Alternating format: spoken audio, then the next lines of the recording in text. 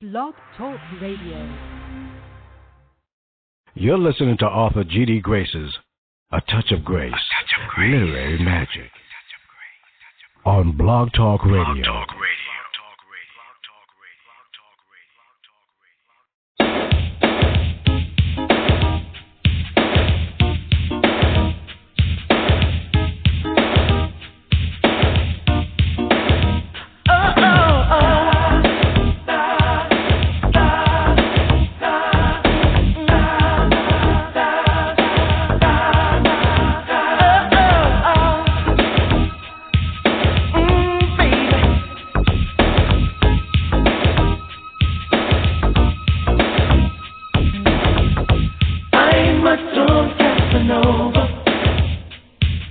Me and Romeo ain't never been friends.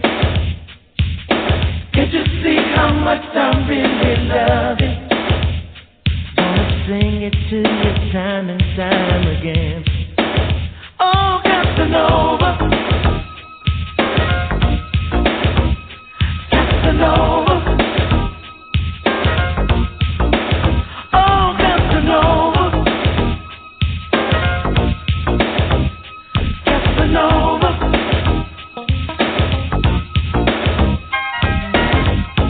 Every man deserves a good woman, and I want you to be my wife. Time is so much better spent, baby, with a woman just like you in my life. So let me love you, fill you up inside. I want to hold you, baby. So let me squeeze you. Don't you know that I'll get down on my knees for you, baby? You see, I'm a strong Casanova. Me and Romeo ain't never been friends. Can't you see how much I really love it? Gonna sing it to you time and time again. Oh, Casanova, Casanova. Oh, Casanova, Casanova.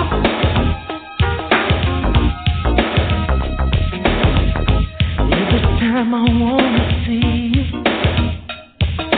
I can't find the words to tell you so. But I love you, babe. And I just got to let you know how much I need you. Show you what you mean to me each day, baby. So let me hold you. Keep it safe and warm, I'll be your sweetheart, baby. Baby, baby, baby. And when I told you, girl, I'm an out of the sky, you seem to know just how I really feel. 'Cause I can't let you go. I need you, I want you to stay right here with me. But baby, I never knew love until you came along. Oh, Casanova, I tell me what to say. Casanova, I can't let her get away. Oh, Casanova, I tell me what to do. I know, Casanova, I just wanna be with you. Listen, baby, I wanna squeeze you too. I wanna make sweet love to you. Casanova, I wanna be there when you're feeling low. Never let you go, no, Casanova. I just wanna be your lover, baby. People of the world, I am your host, G.D. Welcome to Street Player Presents here on A Touch of Grace. Today's date is Saturday, the 9th of August, and the time is 1:30 p.m. Today is a milestone in broadcast history for the show, as it is the 200th episode that is happening right now live, and I am in awe because it seems just like yesterday, but it was September 2010 when the show first aired. And I can't thank you enough for all your support. We have exceeded 40,000 listens and that's just phenomenal, and I couldn't do it without you. So today not only celebrates the show, but it also celebrates you, the faithful fans here of the show. You just heard Casanova as recorded and performed by the 80s and 90s group, R&B Group Levert. Now, if you're a fan of great music and know your history, Levert were three fellas who formed the group in Ohio, and two of the members were Gerald and Sean Levert, who were the sons of the great Eddie Levert from the legendary O'Jays. And the third member who will be joining us today is the very talented and charismatic Marc Gordon. He's the remaining member of the group. Gerald and Sean passed within 2 years of one another, and I can't imagine what that was like for not only Marc, but for Eddie as well, to lose both sons at such an early age. The infamous music industry, with its dazzling lights, blaring marquees, and fast-paced living, is where the talented few convene to bring to the world some of the most memorable songs that linger on for decades after the initial recording. When the performance and vocal chemistry is perfect, lovers and appreciators of good music are privy to listen to and jam along to meaningful songs that become the backdrop and the soundtrack of our lives. For the consummate performer, the recording studio is where the lyrical magic presents itself to the catchy hook and melodic groove of the song. And once it's recorded, it serves as a catalyst for live performances that can be seen nationally and globally on stages around the world. The historic trail from birth to bang begins in the hearts of those blessed with the gift of musical interpretation. And in their vulnerability, honesty, and confidence, we find meaningful messages to hold on to as they harmonize and lay it out for us vocally, stepping in rhythm to the left, then to the right. Levert had that magic, and during their reign on the music charts, they were the energy behind great hits such as Casanova, the one we just played, and Pop, Pop, Pop Goes My Mind, which have become instant classics. They have recorded a total of 7 LPs, which had successful chart success over a span of 2 decades. And just as swift as the music started for Levert, it ended with the untimely deaths of both Gerald and Sean Levert. Today here on Street Player Presents, the remaining member of Levert joins us to talk about the beginning, the middle, and the final time he performed with both Gerald and Sean on stage, as well as what he's doing now musically. His name is Marc Gordon. Marc, welcome to Street Player Presents here on A Touch of Grace. How are you doing this afternoon? I'm all good. Thanks, man. What an intro. Well, you know what? You guys are legends. What can I say? You guys, I remember during that era, and you guys were just hot like fire, you know, and it's certainly something to actually be able to do it in the recording studio, but actually be able to slay it on stage live. And you guys just had it, man. Yeah, I mean, we developed a real chemistry. I can't say we just had it instantly, but we did develop a real chemistry together as a group. And you know, what can I say? It was a great ride, full of great memories, great times. You know, so. Okay, and we're going to talk about that too. So we got a lot of ground to cover in an hour. And since today is all about you and the Levert legacy, let's start at the beginning when life began. Where were you born, and what were the teenage years like for you, Marc? Cleveland, Ohio. And teenage years, I was, of course, in high school, and my interest in music started early on. And it just developed over time, just learning and soaking up all the, you know, the knowledge I could about playing, and you know, it developed into wanting to write songs, and you know, it kept going from there. So, I mean, it was a fun time for me. And who were the members in your household at that time, and what type of music did you guys play? It was just my mom at the time, early teenage years, but then later on, as we once me and Gerald connected, we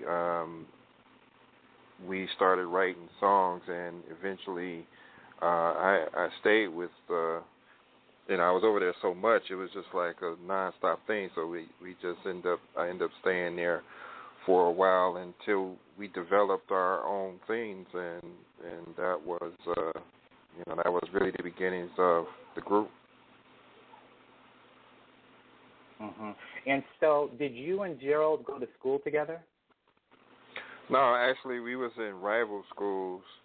I went to in high school. I was in Cleveland Heights, and he went to Shaker, and Shaker and Heights, was rivals. They was right next to each other, and as far as the communities was right next to each other, and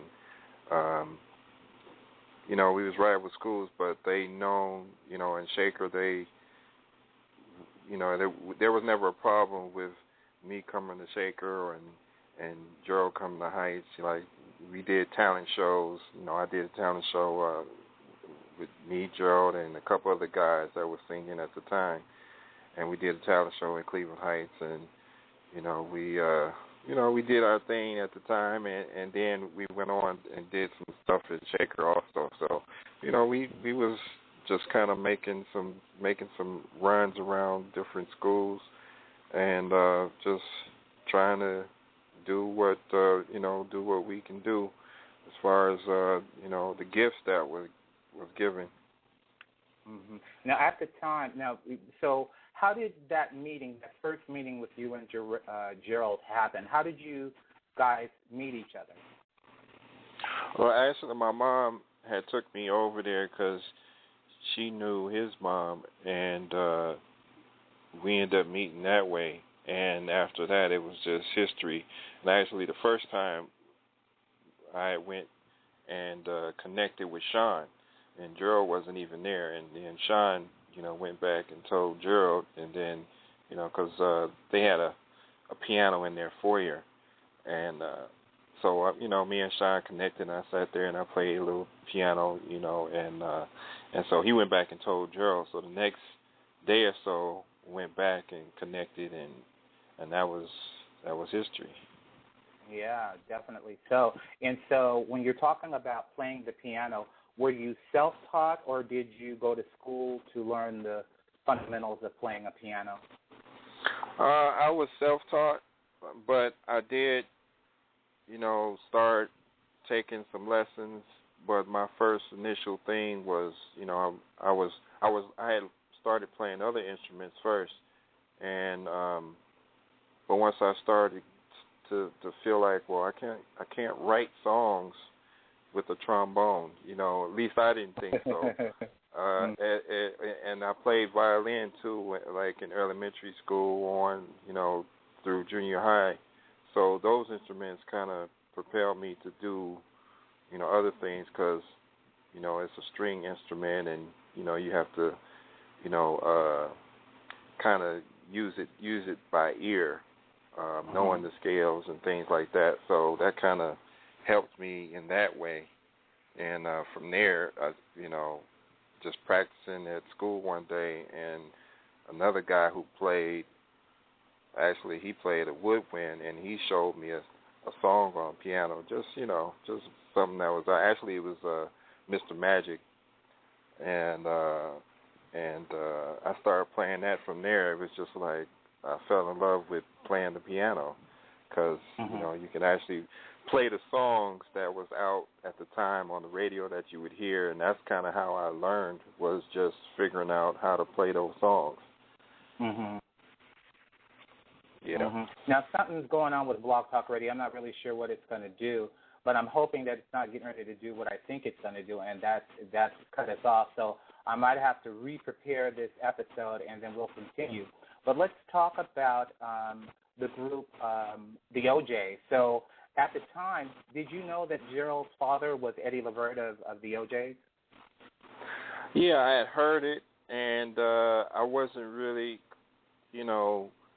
connecting it together, because I knew the songs, but I didn't really know, which one, and you know what I mean? So I wasn't, and then even being over at the house, it wasn't like I seen him all the time. He wasn't there, a lot of the times, because they would be on tour and doing their thing. So, but once we connected, it was, he opened his home to me, and it was family, you know. That's fantastic. And so, had you seen any of the O'Jays performances on TV?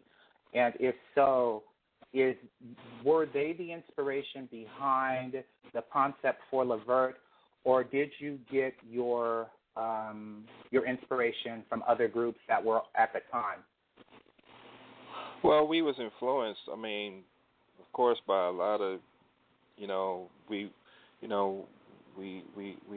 was influenced by a lot of groups that were acts that was out. I mean, we admired a lot of them, looked up to them. So, of course, we would pick up, you know, different things from all of them. But the O'Jays was like, you know, that was a in-house thing. Of course, it's close. So Gerald naturally picked up everything from his dad, and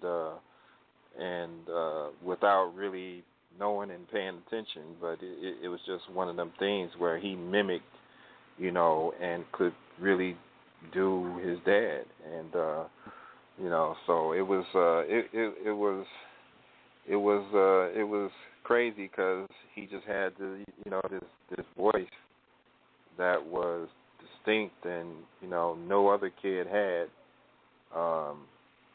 and it was just amazing to be able to, you know, put something together that eventually worked over time, because, you know, Eddie, you know, had turned us down, you know, many times from, you know, going in the studio, in the real studio, because you know, we were trying to write our songs, and you know, they wasn't good enough, and he'd tell us, so we had to go back to the drawing board, and until we finally struck something, and he was like, hey, that's pretty good. I need to maybe you can go in the studio with that, you know. So we developed over time. It wasn't like an instant thing, you know. Of course, Gerald had his voice all the time, and but basically coming up with songs and that kind of thing, we had to develop, and but once that chemistry started, you know, gelling and working, it went from there.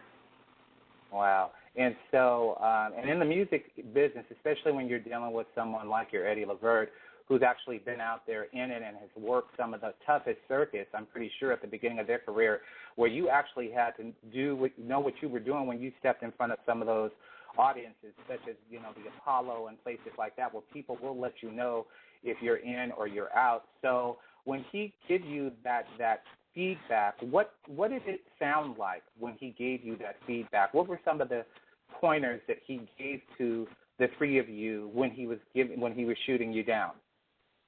Oh man, it'd be nah, man, that ain't it. That ain't it. You know, I mean, it's a few things that he would say, but the thing about it was, it didn't stop us from, or deter us from, wanting to get better, at least according to him, get better, and until we really started putting something together. And to us, we thought we was really doing something, but you know, at the time we knew nothing about producing and had never been in the studio, and at that time, you know, the equipment is not like it is now, where, you know, you can have a laptop and just, you know, throw everything on a laptop and you're good to go. Then you had to have different, you know, hardware, different pieces to put together, mixers and, you know, reel-to-reels and things like this. So, you know, all of this equipment had to come together, and neither one of us knew the equipment. So it was just one of them processes that we had to go through and kind of figure out, you know, because it wasn't like we had an instructor to, you know, show us the different technical things. But, you know, we had a band, and we would, you know, most of the time we would practice earlier, and then later on we'd be up all night messing with the equipment, messing with the, you know, with the gear, trying to come up with something. and it was pretty primitive, you know. So it wasn't like we had something elaborate initially. You know, initially we was just trying to put something together, but then later on down the road, you know, Eddie did buy us a little gear here and there, and then we started figuring it out, and you know, call other people over, and you know, and start doing some, you know, doing our own little sessions. But you know, it wasn't until he gave us the okay to come in the studio, and then that's when we did. And at the time, Walt had a studio in his basement, and that was the first time going to the studio. Was in Walt's house, and you know, we went in and we showed him the song, and I guess, you know, they had their little crew there, so we showed him the song. Gerald sang it, I played it, and showed him how it went, you know, and next thing you know, they kicked us out the studio. So Ed kicked us out the studio, and I said, man, I thought we was going, you know, I figured we was going to be able to stay there the whole time, and, you know, but, yeah, they kicked us out the studio, and next thing you know, maybe a few days later, they came back with you know, with the song, the interpretation of the song that we gave them, and that was our first studio experience. Mm-hmm. And what was that first song? The first song, I believe the very first song that we did and showed them was a song called Jam, and they put it together from there. And, you know, eventually we, you know, did more work in the studio and actually would be in the studio, but that first time it was a no-go. That's what I was wondering. And so here you are. I was going to talk about that first time in the studio. So you guys had pulled it together, and then you stepped into the studio. What do you remember as being the most challenging time for you during that studio session, that first one? Most challenging, the first time? I don't know. We didn't really know what to expect. At least for me, I didn't really know what to expect. I knew that from what, you know, we were showing them the first time in the studio, and then we came back. I was pumped after that because, you know, they filled in all the pieces. You know, I was just playing the piano and he was singing it. So when we came back, you know, they had all their boys play on top of it and fill it in. So we were pumped at that point. It was just really about, you know, laying down the vocals at that point and seeing what happened. But it turned out, and it was one of the songs on the independent record that, you know, helped launch Levert. Mm-hmm.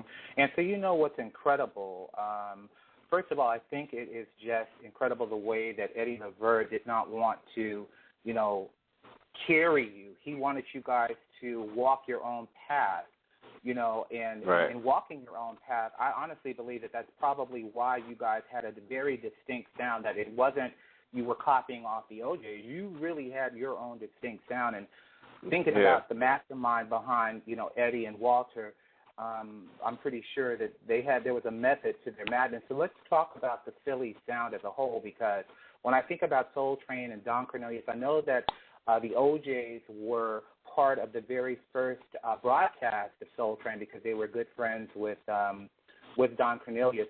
So at what point did you get a chance to work with the big names in the Philly sound? Was it like after that first recording session, did you guys move to the bigger studios, or what did that process look like? Well, it was after that first. That was the start of everything. But then after that, Eddie connected with Harry Coombs, who was a part of the Philly circle and Philly organization, international organization. So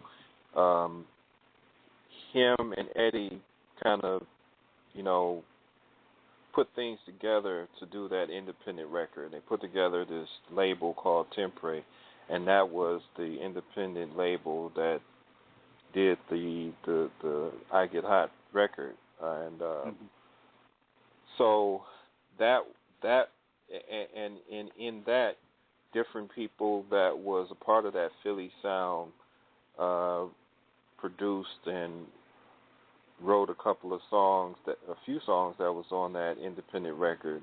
Bunny Sigler, one of the names, and it was that Philly connection that was a part of it. So Eddie kind of went with what he knew, and that was the people that were going to be involved, and they jumped in and added to the pot.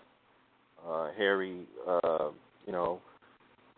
invited and put together his teams and players that was up there to be a part of it, and it was that was the beginning.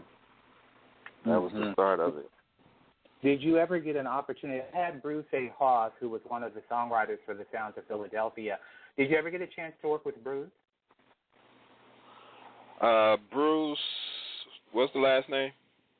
Bruce A. Hawes. He wrote like over 200 and something songs for. No, we didn't get a chance to work with Bruce, but after a while, we were spending a lot of time in Philly, and eventually, once we started doing, once we got signed to Atlantic, we kind of developed our own team, and that, that's kind of how we started our production company and all of that. Mm-hmm. Okay, well, let's talk about the transformation from, ambition to actual performers. So can you remember the first time you ever performed professionally in front of an audience? If so, when did it happen, and what were you feeling during that very first big performance? You know what? It was our performances eventually, because we practiced so much, and went through a lot of, we went through the Chitlin circuit, we went through all the, all the ups and downs. So as young guys, that's kind of what we went through, and we played all the places, all the little lounges and bars, and some of those times was when Sean wasn't old enough, and maybe even Gerald, because I was 2 years older than Gerald, and Gerald's 2 years older than Sean. But at the time, we were still young, and at the time, the age limit of being in a bar was, I don't know, it was probably a little older then, and we couldn't be in the bar. We had to do our set and then go back to the basement or back to the room that they had us in.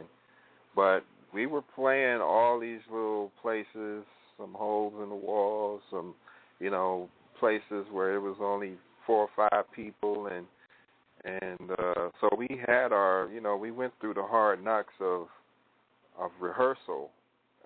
So really being on stage, we was kind of accustomed to it together, and it made it a whole lot easier. Mm-hmm. And so, working the Chitlin circuit, working the little small venues, do you remember what that first big one was, where you were in front of thousands of people? Yeah, we were doing some local cabarets, and we would go to Youngstown, Ohio, probably like an hour away from Cleveland. And I know we did one of them, and Temptations was on it, and we did some stuff. I think One Way was on it, and then eventually we started going out of town once we put the independent record out and started doing dates. And one of our first big dates was in New Orleans, and I can't remember who was on that show right now, but we started doing dates in different cities. We went to D.C.,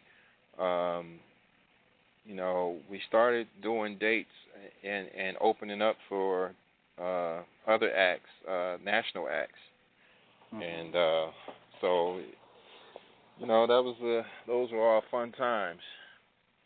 And what was it like sitting from where you guys were sitting and looking out at the crowd? As the crowd grew and grew, did butterflies or was there any lack of confidence that you had, or were you just always sure-footed through the entire journey? Well, like I said, we had we had some hard knocks along the way, and I think that helped us to be able to get through anything that we were going through. Of course, a lot of times people in the audience don't see what's going on behind stage. They just know when that curtain opened or when the lights is up, the show started, and what happens 5 minutes before it's time to show time and right before you hit the stage, it's a lot of just things that can happen and that can go wrong, and we have to, remember to the show goes on. So we became accustomed to being able to make the show work and continue the show, because what we know and what people know, what they see, sometimes they don't know the challenges that sometimes come up while you getting ready to hit the stage, and but at that point the lights is on, you got to go, and and not to say that we wouldn't be nervous, because right before you hit the stage, at least for me, there would be like an energy that's like, okay, I'm getting mentally ready to hit the stage and get this thing moving. So, my attitude would have to change. Anything that happened before that, I have to be somewhere else and do the show. Mm-hmm. And I know that a lot of people who love music, who are consummate, concert goers, you as performers really do sacrifice a lot, so that the show must go on, because once it's been promoted, once the tickets have been sold, whatever it is, if you're sick or if you are not emotionally ready to go on there, that you have to be able to turn it on at a dime. So was there ever a performance for you personally where you wondered how you were actually going to get through it?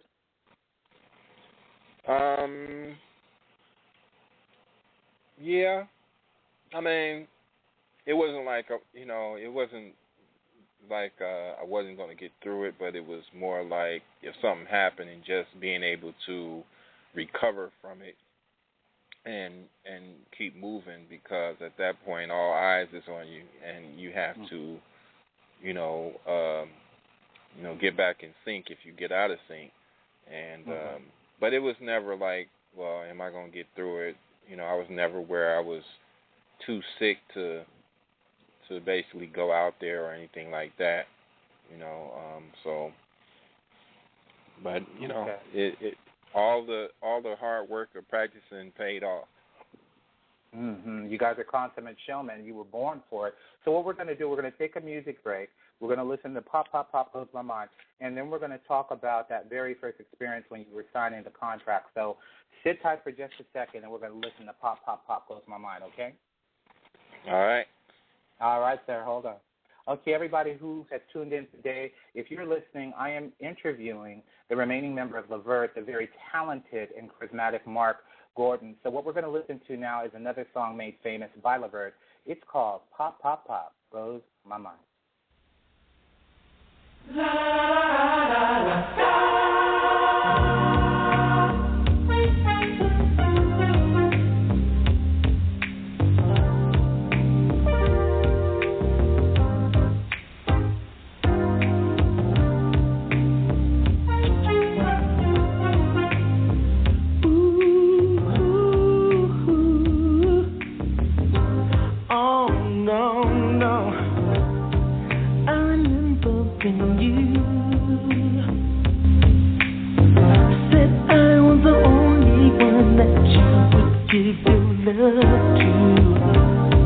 Your love was so strong.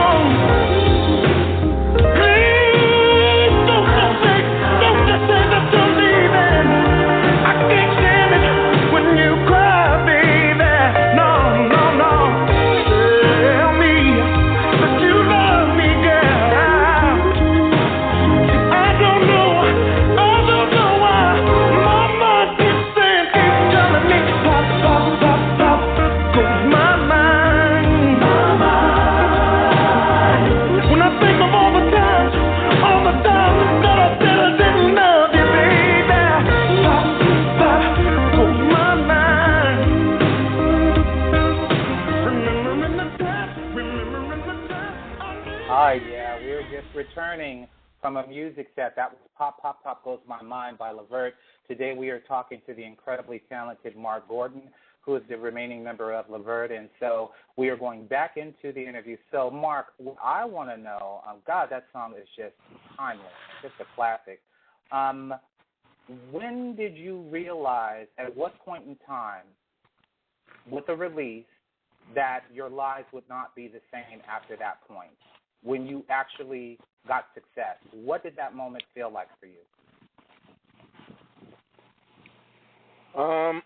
Well, you know, it seemed like there were so many successes along the way, at least to me, because it's something I've never done before, and we all never done before. So it was there was a lot of little mini successes along the way, and one of the first ones was being played on the radio, and never heard myself on the radio before, and so it was, you know, it was like, it was crazy just hearing it the first time, and it just went from there. It was just a lot of different successes. Being able to meet Don Cornelius and be on Soul Train with our independent record, you know, that was a success. You know, something that, you know, you watch a show every Saturday and you look up to the guy that's doing the show, and you know, until you're finally there on the show is you know, it was an incredible ride. Yeah, I'd have to say it was. And again, like you said, Soul Train is certainly a part of African American history, and as is Levert and the O'Jays and so many other timeless professionals that were out there doing it. And so when the success started to happen, Marc, did things change as far as the external circle, as far as friends and the way people looked at you and treated you? Did you notice that? And if so, how did you deal with that? I don't think we noticed it right away. You know, like it took some time. Like, you know, things started definitely changing as we, like I said, at one point we were all in the same house together, and and during that time we did a lot of work, and we were really, really like close, because we, you know, you actually waking up with a person and continuing to do what we, you know, love to do. And when you split, and when we went and had our own places, things didn't change like all of a sudden, but there was some changes, and it happened, but we still continued on, you know, but you know, I never really thought about it then at the time until, you know, of course later on.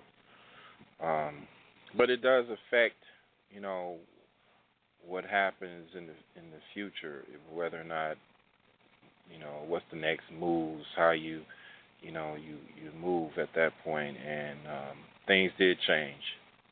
And you know what I think about like the group Shalimar pops into my head, and of course the Temptations and the Michael Jackson and the Jacksons, and you know, you start out as a group, and then, you know, once the success starts coming, you know, people start whispering in your ear about going solo, or the chemistry in the group, egos. Did you ever have to deal with any of that?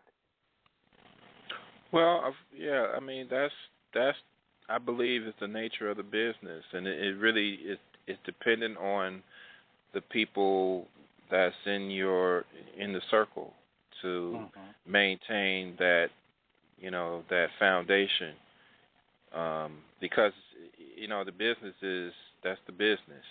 It's it's nothing you can't get in the business, and I mean, I don't care what city you go to and what you do, but comes with the success. It just comes with the success, and you know, that's where all of the lessons and the hard knocks come in to, you know, remind us of different things, have reminders of what we need to be doing and how we need to be going about it, because,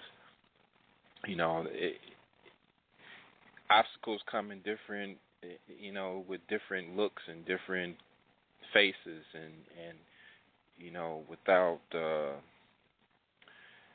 and sometimes you're not knowing that's what it's going to be. And so let's talk about the record deal. I'm always interested from a artist perspective. I know that there were a lot of terrible deals like TLC, that big deal, which, they were earning so little money for the success that they had. How was your contract experience? What was that like for you from your perspective?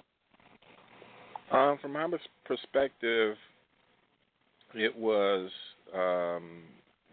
at the time, it felt like it was normal.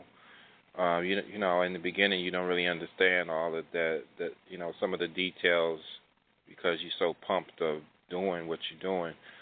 But what really helped us, and I have to give credit to Eddie for this in particular, for making us be a part of the writing process, being a part of the, that process, and that means taking a share of publishing, and because you're writing your material.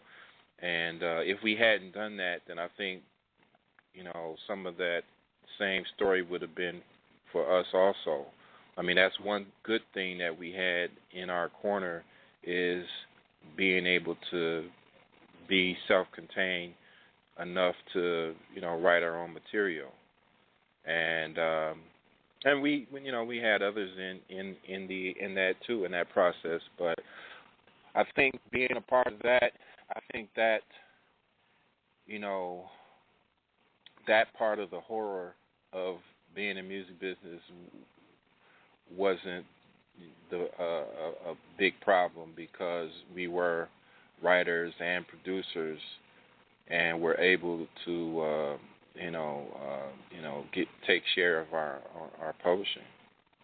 I think that's incredible, and what a wonderful guy in Eddie Levert, that he would look after you and make sure that he gave you some wisdom that would help sustain you, so that all of the sacrifices that you've made out there in the studio and then on stage, that you could reap the benefits from the hard work that you put into it. I know that James Brown and Ray Charles, I think Stevie Wonder too, they were really a part of a solid business decision. And Prince is like, the ultimate when it comes to that as well, that, you, in order to get paid for your work, you really have to understand a little bit more than just the artistic side of the business. Now, we touched on a little bit, but I want to dig a little deeper. Hopefully it's not too invasive. Groupies and the darker side of the industry. So, Mark, were you able to sidestep some of these pitfalls that even the best have fallen into? I mean, I think for the most part I was able to. I think a part of me, outside of getting on stage, that your whole persona, this is for me, my whole persona had to change, because I'm a naturally reserved person. You know what I mean? Like I can, go and chill and don't have a whole lot. I don't get too hype about anything, or so I'm pretty reserved. But I know on stage I have to do a different thing. So I think once that part of the high comes down, I'm kind of like, I go back into reserve mode. So after that, I try to stay out of the way. You know what I mean? So a lot of those different obstacles, yeah, of course there was, we had good times and fun along the way, but it was, I wasn't really a trusting person. And so I was kind of reserved on that. It's almost like it saved you, which is a real good thing, because so many people get lost in the industry, and it really does hit them hard. I mean, we lost Whitney, we lost Michael, Rick James. I mean, the list goes on, the wreckage fame. You know, there's a lot of sacrifices, again, that entertainers make. So Levert has collaborated with several big names, like from Queen Latifah to Troop and the late Heavy D. What is your most fond collaborative memory? Is there somebody that you worked with and you said, finally I get a chance to work with them?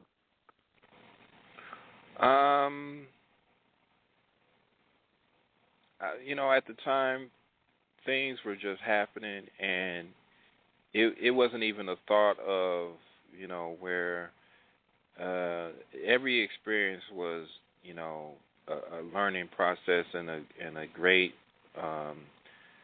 experience to learn from, and so it wasn't anyone in particular, but it was just the experience of being able to get a call and say, we want you to do a song, or we want you to, you know, produce this or that, and you know, that was just, it was a great feeling, you know, and to make something that would be relevant, you know, even to this day is a whole nother just mind blowing thing, you know. So, you know, all the experiences of that, and you know, the music still being able to speak to people right now is, you know, I don't know, it's hard to top that. Wow, and you're just one of the most humble guys I've ever talked to. Say that you've had all the success that you've had in the entertainment industry. You're just so calm and collective, and it's just such an inspiration. So I mentioned Heavy D, who passed at a young age, and that is something that also hit the group Levert with the passing of not only Gerald but Sean. So where were you at when you got the news, and how did it affect you?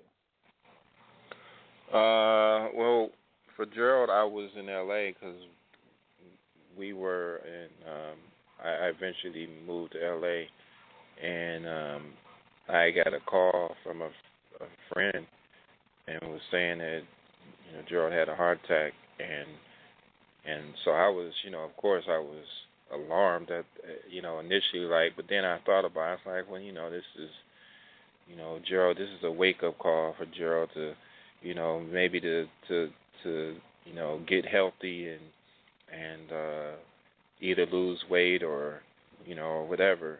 And but it turned out to be even more serious than that. So for Sean, I was in Cleveland, and I went back to Cleveland because my mom had got ill, and so me and Sean had connected and actually started recording some stuff again, and actually, you know, finished partly for 90% had finished a project that we working on called Dedication, and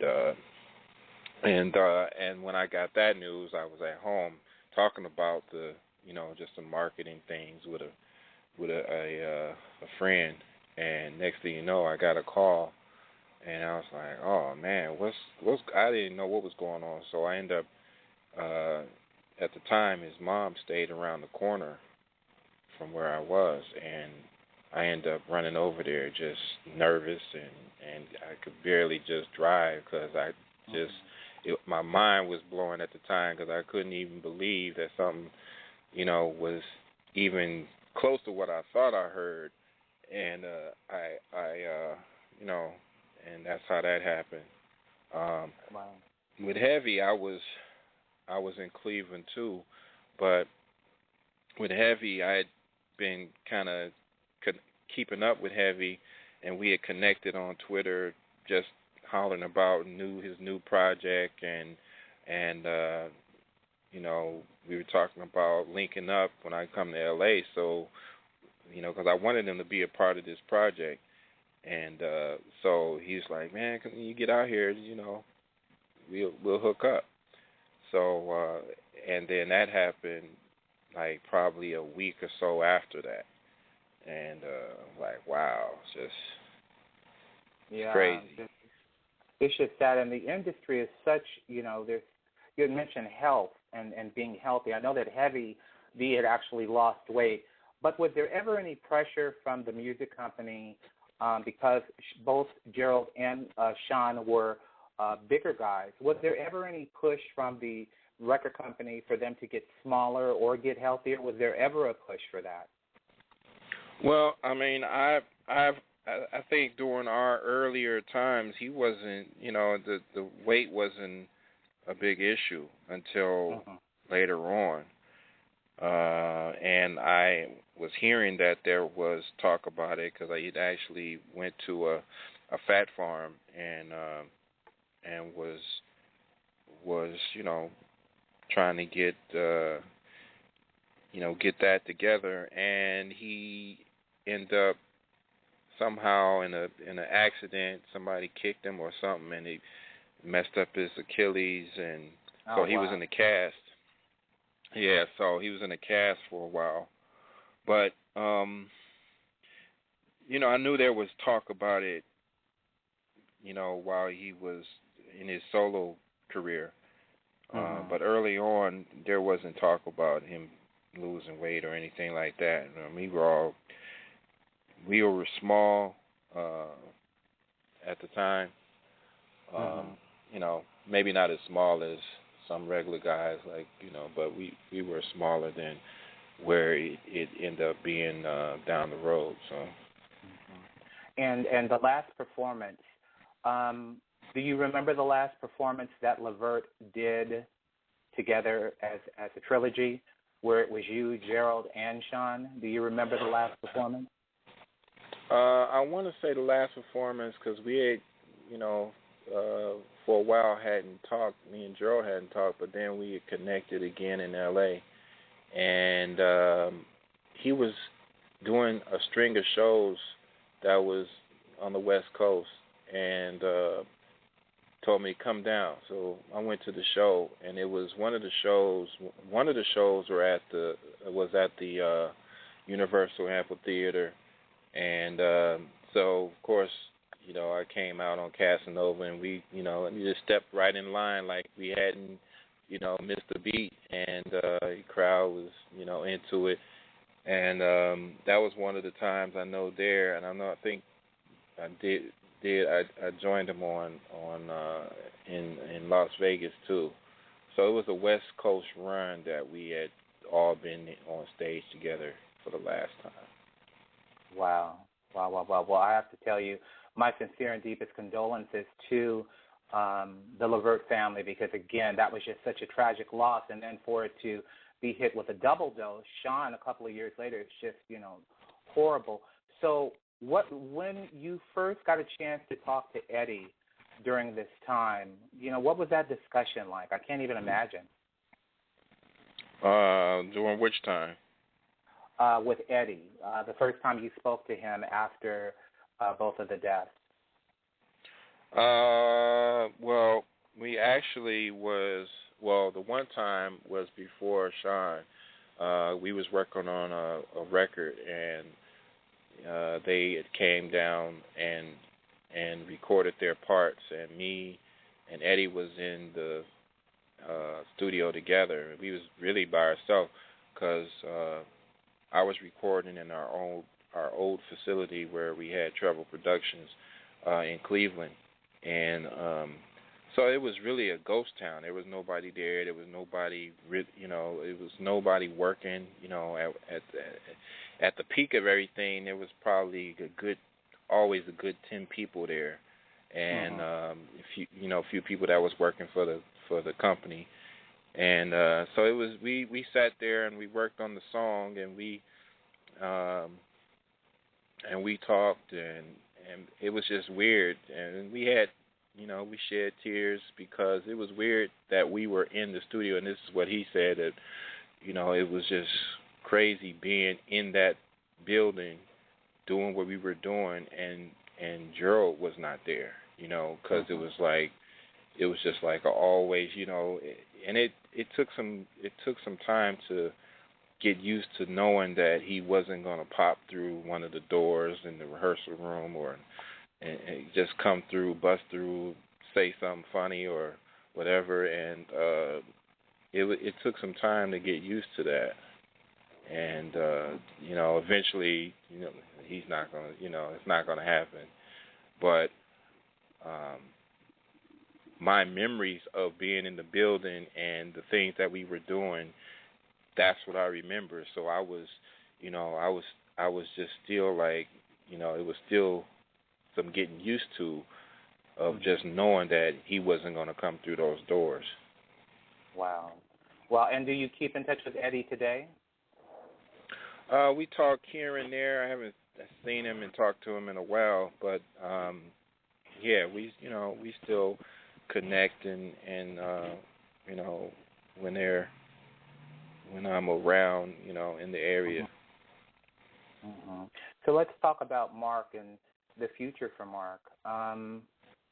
What is the status of the group Levert today? Are you carrying on with the legacy, or are you doing your own solo things right now? Right now, I like I said earlier, me and Sean had started a project called Dedication, and we had added another guy in named Black Rose, and we put out an independent record, Dedication, and so we put together some songs that included some of the like I said, me and Eddie was recording one of the songs called "What a Woman," and so I tried to incorporate and keep that, what we had, the sound, the feeling, and put this into this project. It was like a dedication for Gerald and Sean, even though Sean is on the record. On the majority of the record, but we recorded a couple more songs.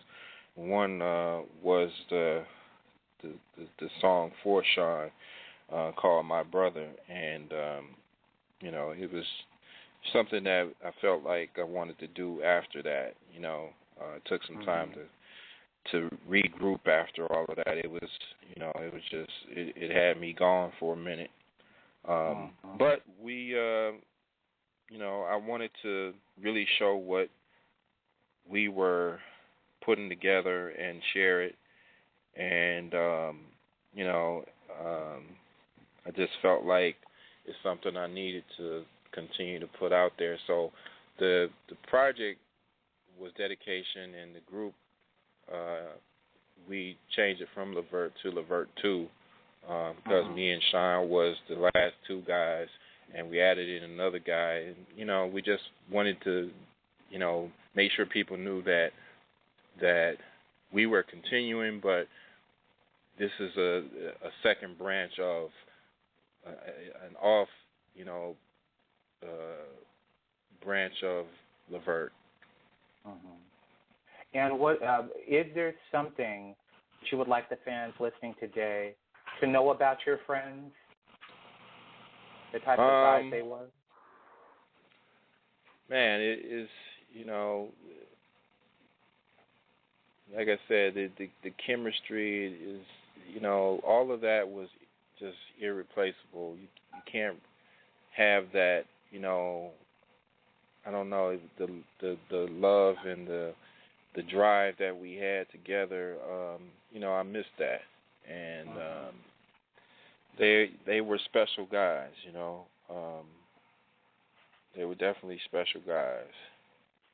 And you're very special too, Marc Gordon. You were part of that legacy, and it has just been such an honor to have you here on A Touch of Grace together. And of course, when any of the new music come out, if you want to come back on the show, you have an open ticket to being on A Touch of Grace. And are there any final words that you'd like to leave the fans with today? Well, one thing, always, be aware of the time that you have with the ones you love, and show them and tell them, and don't let these little obstacles get in the way of that. Be the people that you start off as. Be that foundation, and know that your people have your back, And you know, and the other thing is, you know, check out the website LeVert2.com. Also, I got MarcGordonShow.com. The other thing that I had started was the Soul Foundation, Saving Our Entertainers' Life. That's soulfoundation.org, and that's SOEL foundation.org, and it's basically bringing awareness to the epidemic of prescription medications, you know, just the deaths. You know, we talked about it a little bit with Whitney, Michael, and, you know, but it's a thing that's happening in our communities that's across the globe. So, you know, and you know, they're basically making billions of dollars off of these things, and we're not aware of some of the things that's going on. So I started that because of the things that happened, and because of Gerald and Sean, and I just want to be able to reach out and inform other people, you know. Well, I think it's a humanitarian effort that you're doing. I think that is what separates mice from men, you know, is that the men will get up after such devastation and really continue to try to make a difference in the world in spite of such a monumental loss. And so I have to tell you that on behalf of Touch of Grace and the fans of A Touch of Grace, our hearts are with you. I wish you all the success in the world, and whenever you'd like to come back, all you have to do is hit me up. All right, Mark? All right, appreciate it, man. It was a nice conversation, and you know, it's a pleasure being on the 200 episode, right? Right, 200. Yeah, so I appreciate it, and you know, good luck with continuing the show. You know, he's doing a great job. So. All right. Well, I appreciate it, and I appreciate you, and God bless you, man. You have a wonderful afternoon. All right. Thanks, man. You too. All right, brother. All right, ladies and gentlemen, what can I say? I am in awe. I bow at the brilliance that was Levert. Marc Gordon is still out there doing things. His website, LeVert2.com, and then also the soulfoundation.org, where he is trying to educate people on the importance of good health. Just an amazing talent, such a humble guy. I just have to tell you, I thoroughly enjoyed myself. Upcoming show, summer 2014 is in full effect here on A Touch of Grace, so do look for my postings about the dates and times for future shows here on A Touch of Grace. Tomorrow, August 10th at 1:30 p.m., one of the masterminds behind Creative Genius Films joins me to discuss making movies. His name is Lamont Gant, and I'm excited about having him on board. I have been waiting. Special thanks go out to grand supporters of A Touch of Grace, George Livingston, celebrity photographer, Snowman, celebrity security, and former bodyguard for James Brown for over 20 years. Love that movie, Get On Up.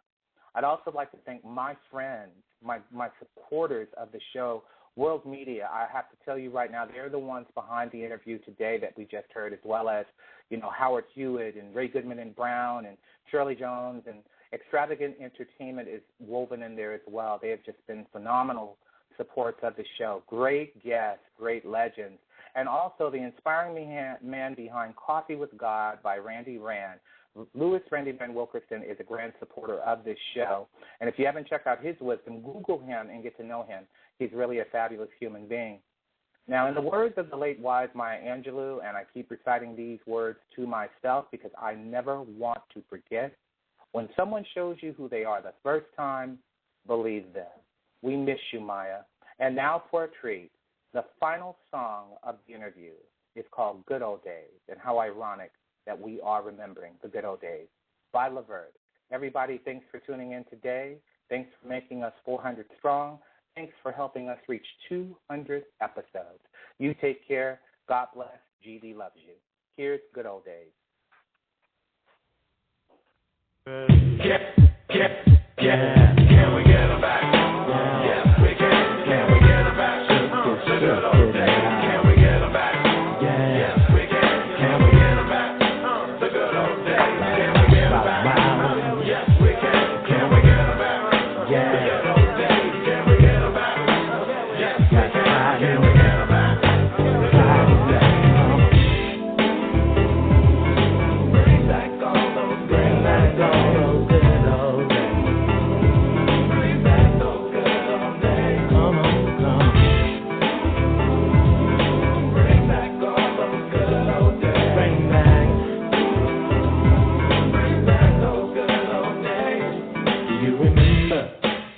first kiss.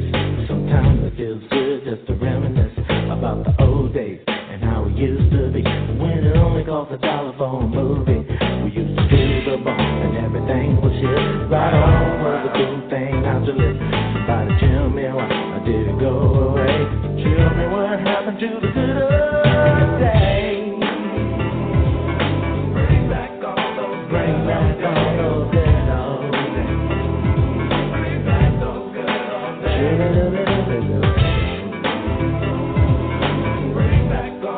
Bring back all those good old days. Bring them back. Whoa. Can we get them back? Yes, we can. We used to bitch fight, but now shoot 'em up. Everybody wanna be so damn tough. And house parties was the instinct. Drink some 8-ball and do the wild thing. We watched our different things and good times. Now it's 1-900 on Channel 9. We had the pitfalls and the O'Jays. Tell me what happened to the good old days. Bring back all those good old days. Bring back those good old days. Good old days. Bring back all those good old days. Bring back those good old days.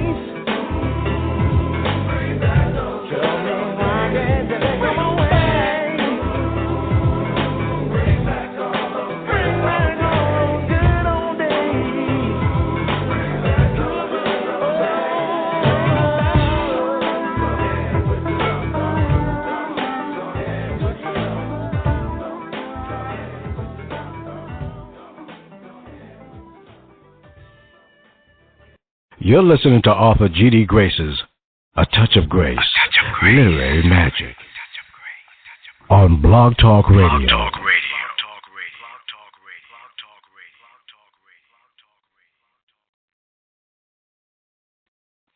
It is Ryan here, and I have a question for you. What do you do when you win? Like, are you a fist pumper, a woohooer, a hand clapper, a high fiver? I kind of like the high five, but if you want to hone in on those winning moves, check out Chumba Casino. At ChumbaCasino.com, choose from hundreds of social casino-style games for your chance to redeem serious cash prizes. There are new game releases weekly, plus free daily bonuses. So don't wait. Start having the most fun ever at ChumbaCasino.com. No purchase necessary. VGW Group. Void where prohibited by law. See terms and conditions. 18+.